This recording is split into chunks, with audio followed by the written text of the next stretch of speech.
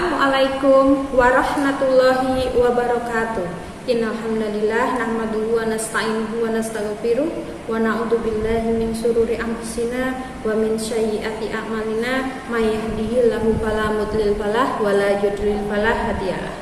Asyhadu an la ilaha illallah wa asyhadu anna Muhammadan abduhu wa rasuluh. Ya ayyuhalladzina amanu taqullaha haqqa tuqatih wa la tamutunna illa wa antum muslimun. Anak soleh dan solehah, gimana kabarnya? Alhamdulillah, semoga kalian semua tetap dalam perlindungan Allah. Amin.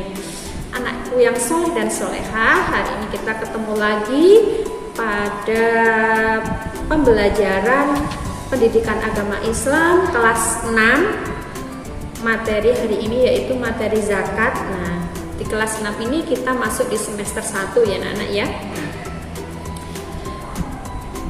Sebelumnya kita nanti akan memahami zakat, hikmah zakat, infak dan sedekah sebagaimana implementasi dari rukun iman. Kemudian menunjukkan hikmah zakat, infak dan sedekah sebagai implementasi rukun iman. Nah, kita buka pembelajaran hari ini dengan membaca basmalah bersama-sama. Bismillahirrahmanirrahim. Nah, anak-anak, sebelumnya zakat itu merupakan kewajiban yang harus dijalankan umat Islam. Nah, sebagaimana kita bahas pengertian zakat berikut ini. Nah, yang pertama, zakat secara bahasa berarti tumbuh, berkembang, suci, baik dan berkah. Zakat adalah sesuatu yang wajib dikeluarkan dari harta jiwa dengan cara tertentu. Maksudnya, tumbuh dan berkembang yaitu harta yang dizakati tidak akan berkurang dan justru akan tumbuh dan berkembang lebih banyak. Maksud suci yaitu harta yang dizakati akan menjadi bersih dan membersihkan jiwa agar terhindar dari sifat hasad, dengki, dan bakhil.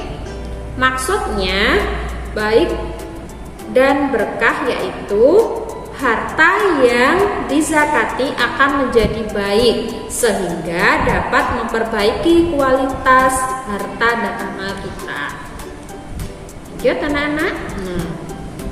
Allah Subhanahu wa ta'ala memerintahkan setiap muslim berzakat dalam ayat berikut dalam surat Al-Baqarah ayat 43 yang artinya, dan dirikanlah sholat, tunaikanlah zakat dan rukuklah bersama orang-orang yang rukuk.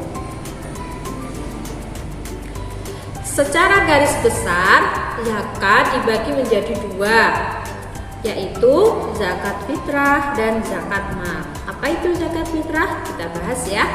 Zakat fitrah adalah sejumlah harta yang wajib ditunaikan oleh setiap muslim di bulan Ramadan. Zakat fitrah digunakan untuk membersihkan harta dan sebagai pelengkap ibadah puasa kita. Tanpa zakat fitrah, puasa kita tidak akan terlengkapi. Zakat fitrah wajib dikeluarkan oleh setiap umat Islam. Besarnya zakat. Nah, besarnya zakat fitrah yang harus dikeluarkan oleh setiap muslim adalah 1 sok atau setara dengan mud atau setara 2,5 kilo atau 3 liter makanan pokok atau bahan makanan pokok yang kita makan sehari-hari ya. Lanjut, C. Waktu membayar zakat fitrah. Waktunya adalah 1. Waktu yang mubah, boleh pada tanggal 1 Ramadan sampai akhir bulan Ramadan. Yang kedua, waktu wajib yakni sejak terbenamnya matahari pada akhir bulan Ramadan sampai menjelang sholat Idul Fitri. Yang ketiga, waktu afdol atau waktu yang lebih baik yakni sesudah sholat subuh tanggal 1 Syawal sebelum sholat Idul Fitri. Lanjut, yang D, syarat wajib zakat fitri. Yang pertama, orang yang beragama Islam. Yang kedua, orang yang sewaktu matahari terbenam pada hari penghabisan bulan Ramadan masih hidup. Yang ketiga, orang yang mempunyai kelebihan harta. Lanjut. Nah, yang kedua itu zakat mal. Apa itu zakat mal? Kita bahas ya. Zakat mal secara bahasa berarti harta. Sesuatu dapat dikatakan sebagai harta apabila memenuhi dua syarat, yaitu dapat dimiliki dan dapat diambil manfaatnya. Menurut syariat Islam, mal adalah segala sesuatu yang dapat dimiliki dan digunakan. Jadi, zakat mal adalah zakat yang wajib ditunaikan atas kepemilikan harta dengan ketentuan-ketentuan khusus terkait dengan jenis harta, nisab dan kadar zakatnya. Yang kedua, yang B, syarat wajib zakat mal. 1, syaratnya ya, pemilik harta adalah orang Islam. Yang kedua, pemilik harta telah balik dan berakal. Yang ketiga, harta tersebut termasuk jenis harta yang wajib dizakati. Yang keempat, harta tersebut telah mencapai 1 tahun. Yang kelima, harta tersebut milik sendiri. Lanjut ya anak-anak. Nah, di sini kita nanti jelaskan jenis harta yang dizakati.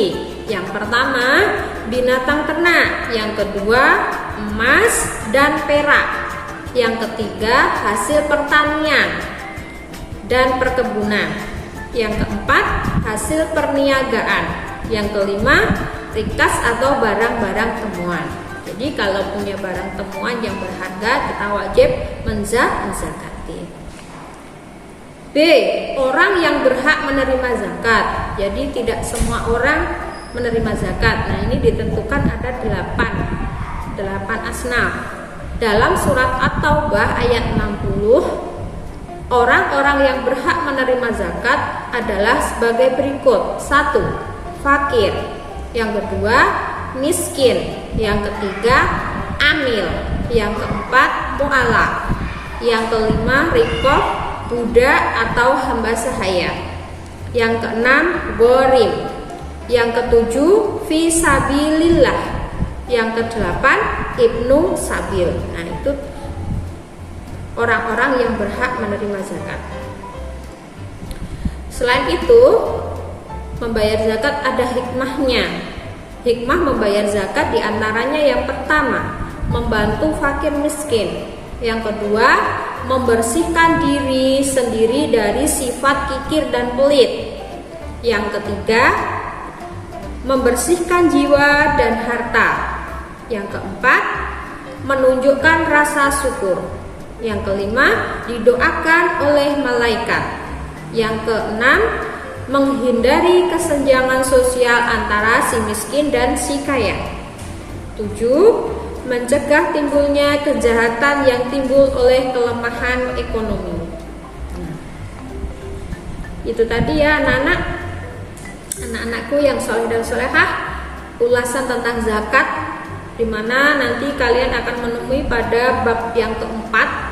Nah, tentang zakat, apabila kalian dari ulasan yang saya berikan ini kalian kurang paham, kurang mengerti, kalian bisa mempelajari di LKS yang sudah kalian terima, yang kalian baca setiap hari.